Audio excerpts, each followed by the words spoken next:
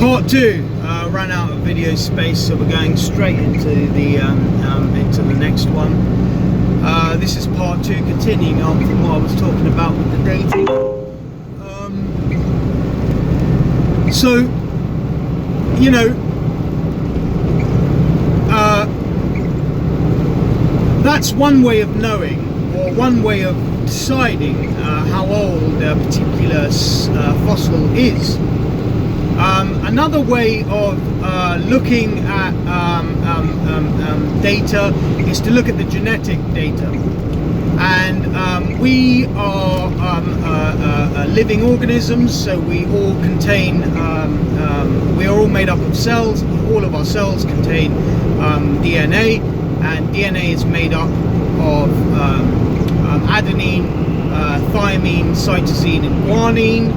And there are billions of base pairs, and those base pairs differ according to animals which are distant. Let me rephrase.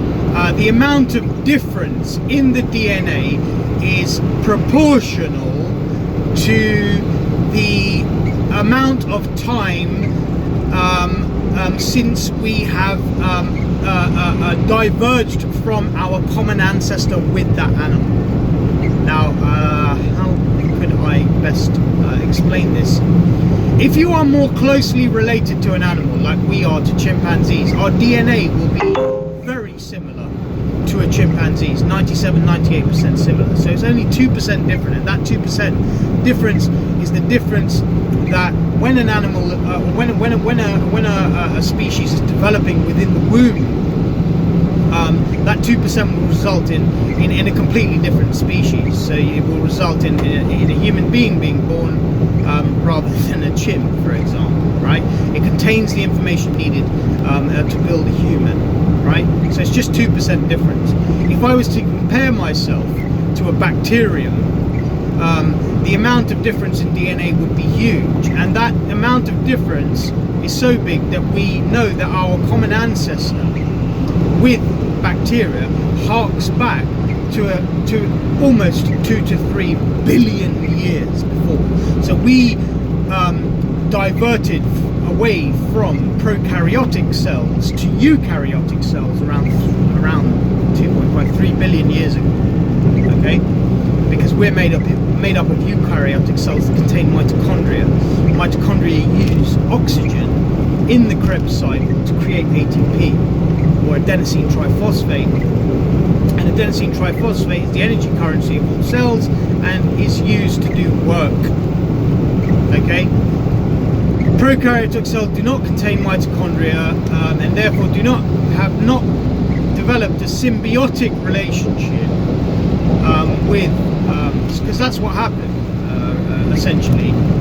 The endosymbiont hypothesis states that a long time ago a bacterium incorporated itself within another bacterium, and that bacterium had the ability to create energies for the cell within which it was living, and therefore it was providing that cell with something useful, and that something useful that it provides the cell with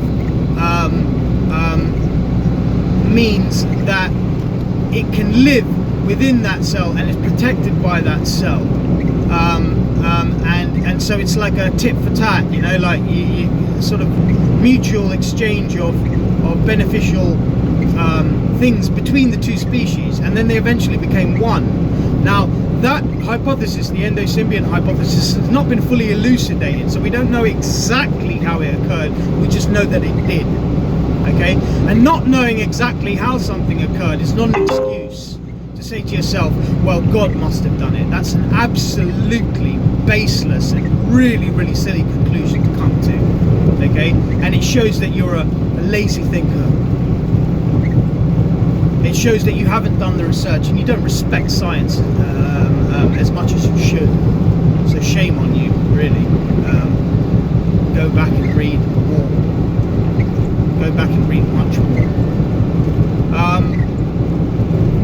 Now,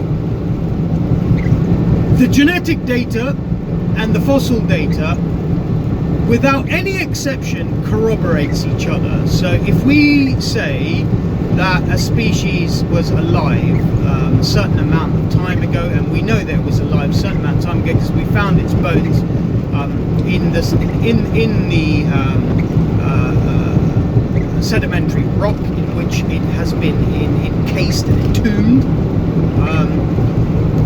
we can then try to get genetic data from the bones, analyze the DNA, and then compare the DNA, and if the time periods are the same, it's fair to assume, because the embryological data, the genetic data and the fossil data corroborate each other, that this is real. This is something that we should believe. It's not something that can happen by accident.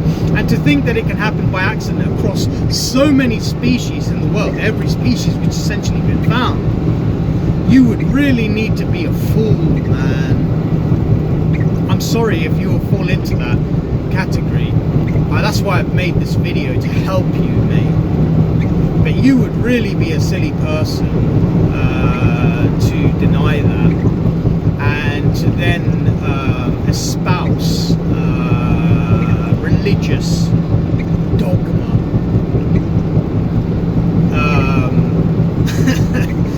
You know, over science in that particular case, that particular thing, you'd be very, very silly.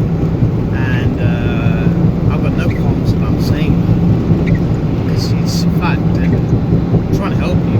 That's why I made the video. So it's these two pieces of the data that provide, you know, the key. It really is the last slab that has been put into the wonderful house of biology. It's the last slab. It's what unifies all biological theory, is evolution. Because without evolution, biology doesn't make sense. Biology simply doesn't make sense without evolution. It doesn't make any sense. So the embryological data is kind of like the final piece. Now, evolution is such a theory that genes tend not to get rewritten completely. If something evolved and then needs to be changed, the entire genetic history of the organism isn't wiped and then changed overnight or something. It's modified over time, slowly, very slowly. And those traits, or those phenotypes which have benefit in that particular time, in that particular terrain, will be preserved. And rather than rewriting DNA, it simply gets modified, which is why you can find a lot of mistakes that really wouldn't be there in an animal had the animal been created by a all-knowing, omniscient, omnipotent being, right? Because an omniscient, omnipotent being would create something without any mistakes. And what we found is that there's been plenty of mistakes where the genetic code is needed to be changed ever so slightly to accommodate that change, rather than rewrite the entire genetic template. And certain changes have been made, and you see certain things like, for example, the fact that the left and right sides of the brain are controlled. The left and right sides of the body are controlled by different sides of the brain. Right?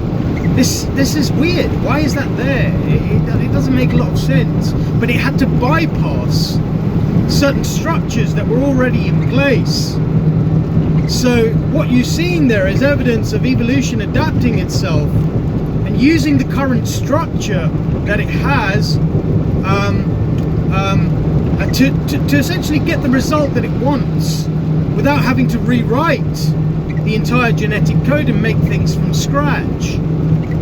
And that's why, you know, we have things like back pain, which is a very common disorder throughout time for a bipedal locomotive species, or sorry, a species that uses bipedal locomotion, that walks on two legs, right? Because it's a side effect of this imperfect way of creating things. So, you know, for all of you people that think we're special and we've been created from dust, I mean, you know, go and have a look. You know, that's not something that would be there if it was a God that really did create us in his own image. And how selfish is it to think that God created himself in his own image anyway, like he was a human to begin with.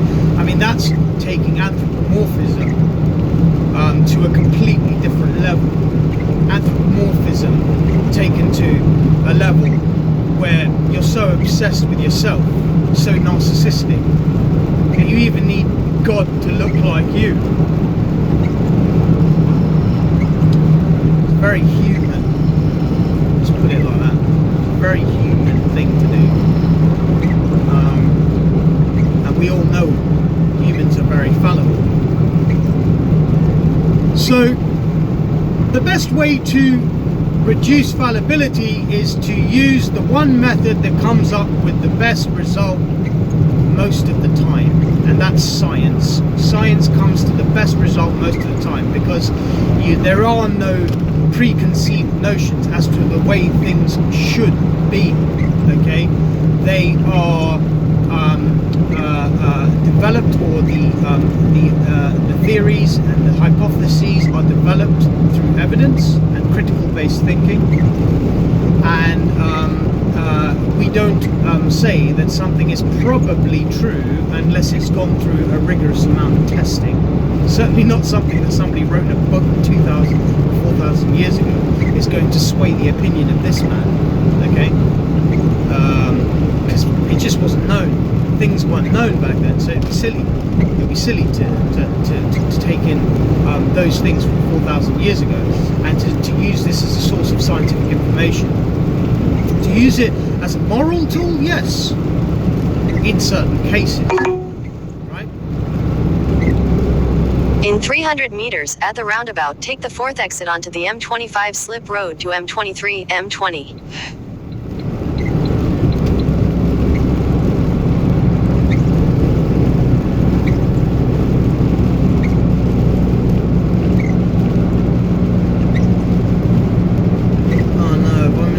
Merge onto M25. No, I think I'm right.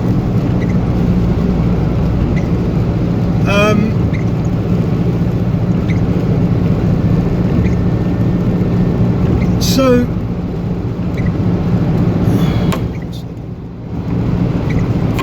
yeah. So the point is that to use any kind of religious book as a source of scientific information is folly. I mean, it's really not recommended.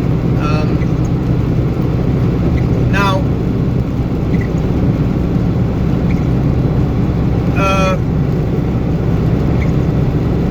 what would be the what would be the best thing to do?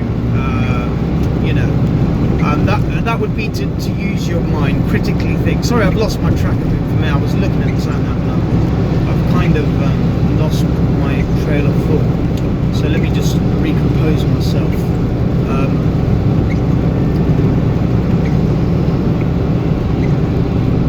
So the embryological data, yeah, that's what I was going to say.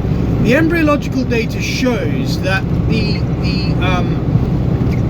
development of most vertebrates, let's take vertebrates for example, because we have a backbone, right? Chordates. That all animals that share that are in our phylum are vertebrates. So if we're referring to animals with a backbone, we look at their development in the womb of their respective species, and what we see is that the same type of development is occurring at the same stages or similar stages in each of those species. So if you look in the early stages of development of an elephant and a human, it looks similar. And then as the gestation period persists, we start to see the eventual expression of the genes that are different and the divergence of the animals. And so what you're seeing is the physical development starts to change, but the original plan that's been put in place, and how a vertebrate develops in the early stages is similar, and that's in line again with evolutionary theory. This idea that the genetic code is not rewritten, it's simply modified over time, changed slightly over time, and when those genes are expressed at the right times, it results in a slightly different physical development from a fish to a mammal to a reptile, right? But the path that these all three animals follow, because they're all vertebrates, will be similar, again in line with evolution. So when we look at these three evidences, fossil, genetic and embryological data, what we are seeing is a convergence, a corroboration of each with each other, supporting each other to create a grand unified theory. And I just don't know what more you want, really. I don't know what more you people want than that. And if after looking and studying, and I have studied all three, you still can't accept it, then I think you have a psychological problem.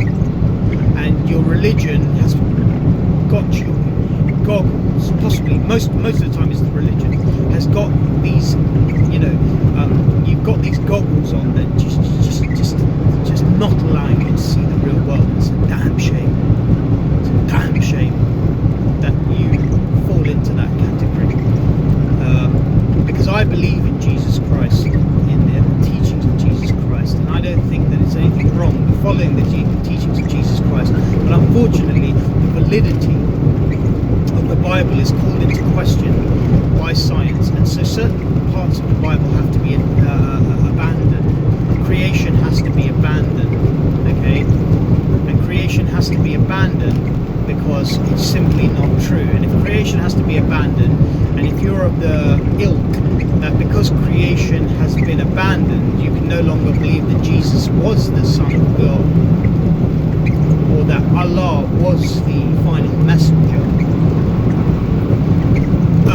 then that just goes to show how strong your belief is, and how strong your belief is, so strong that it's able to override logic, and you are compartmentalizing your brain so that the religious and scientific data never mix, even though you may have the intellectual capacity to mix the two and see the difference between the two.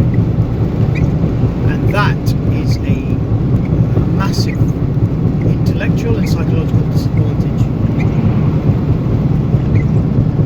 Sorry, mate, it is. So I'm sorry I've insulted you, but you are at extreme intellectual and psychological disadvantage. And that's why I get along with free thinkers and people who respect science so much, because our brains operate in a similar way.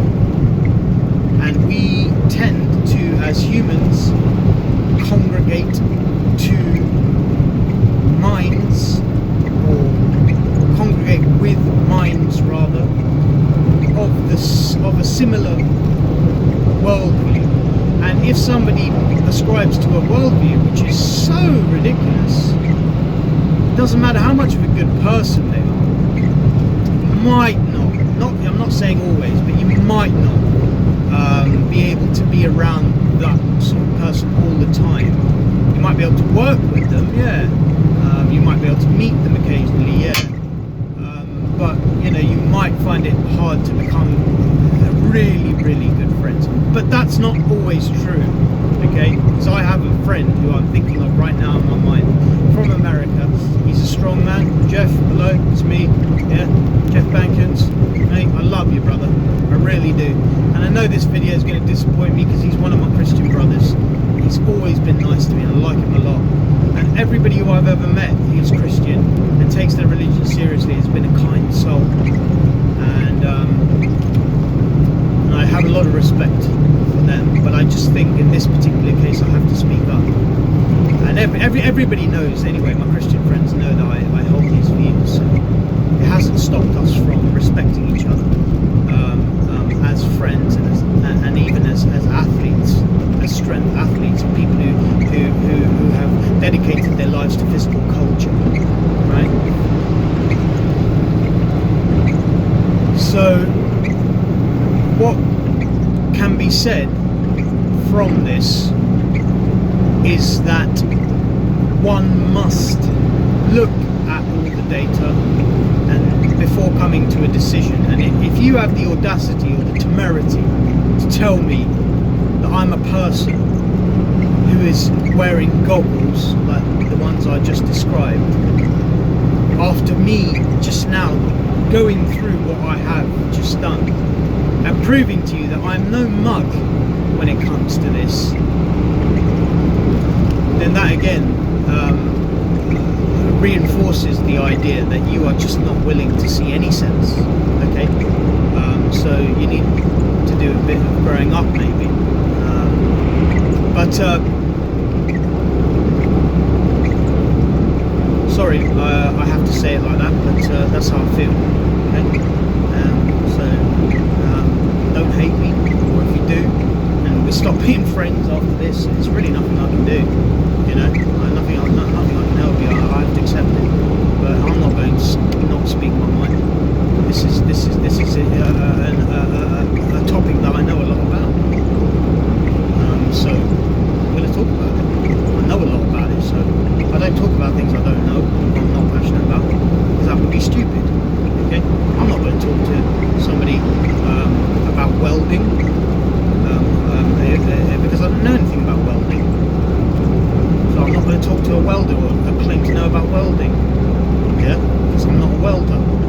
If somebody asks me about HGV driving, I'll talk about it because I know about it because I'm an HGV driver, yeah.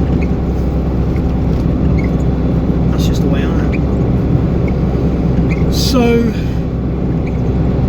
that is pretty much it.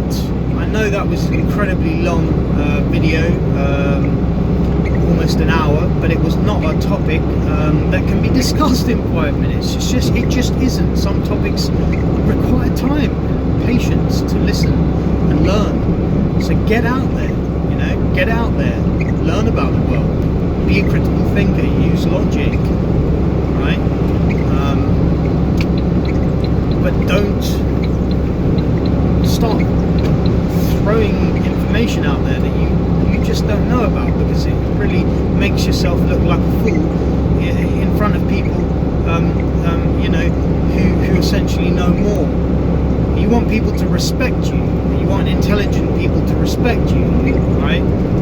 Then talk about things that you know about in a passionate way, and talk about things that you know about in a way that other people can understand those things, and that will make people respect you, because they'll realise, oh yeah, on that topic, yeah, this geezer obviously knows me, you know, so in this area he's highly knowledgeable, and I don't really want to, or I should listen, rather, I should listen. He's knowledgeable, he's showing that he's knowledgeable, and he's reinforcing what I also have learned through my, so if you're a person who's listening to this, you'll be saying to yourself, I also learned about evolution, but I didn't know all of these things what Samir is telling me, right? And so this video has helped me because it's reinforced what I already knew to be true through my own learning, but he's come at it from a different angle, and he's explained it to me in a more detailed way, and now I know even more, and now I'm certain that I am right in this area. That would be a logical position to take. So Alvin, I know that you already believed, but this video was for you, and and I hope it's helped you. And I've talked about this with my students when I was a biology teacher in SGVP, but I didn't quite go into this detail because, you know, we had other things to do, we had topics to discover, and I never really talked about side topics that may be to do with social life or anything, unless the curriculum had already been done, right? If the curriculum had already been completed, then we could spend time on other things, and we did that, and my students will know and remember that we did those things. So yeah, that is it. That is my 2 cents on evolution. There are some other points, like for example, if you want to look up the theory of punctuated equilibrium, it goes into more detail about the speed at which evolution occurs. And one of the main misconceptions is that evolution occurs in 2 miles at junction 6, take the A22 exit to Eastbourne, Godstone. One of the misconceptions about evolution is that it happens very, very, very slowly at a snail's pace over time, and in some cases it does. But what we have also found is that we have periods of relative evolutionary stability where things don't change, followed by a few thousand years of rapid change, right? Due to you know, geological change or weather changes or whatever. Usually geological changes result in weather changes, and that pressure, it's called evolutionary pressure, results in the physiological changes that you see in animals, the phenotypic changes.